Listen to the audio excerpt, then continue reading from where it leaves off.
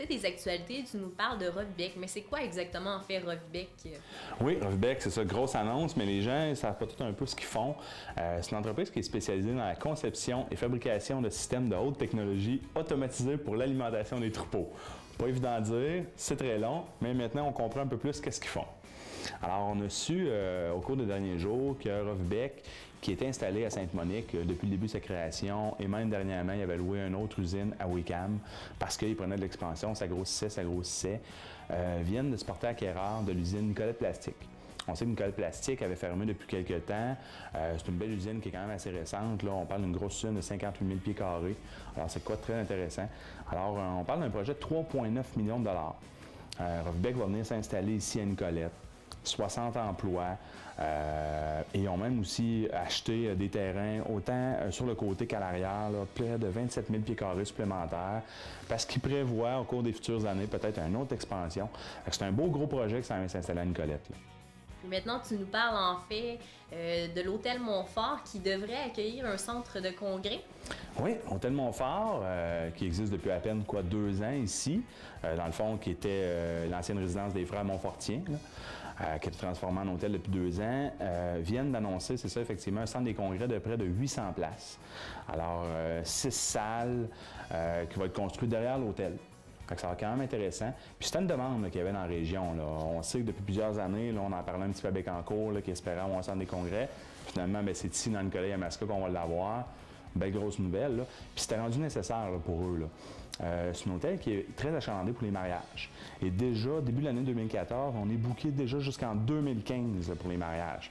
Fait que pour eux, là, on se trouve des nouvelles portes.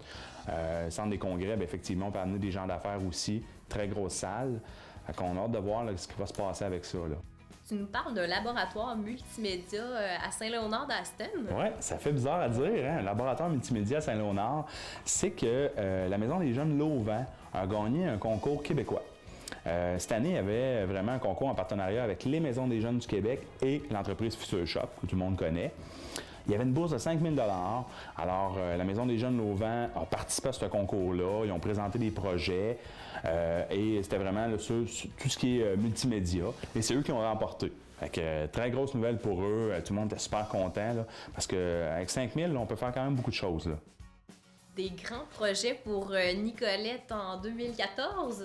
Oui, comme à chaque début d'année, dans le fond, le maire là, explique un peu qu'est-ce qui s'en vient comme projet en infrastructure, en dépenses là, pour la zone de Nicolette.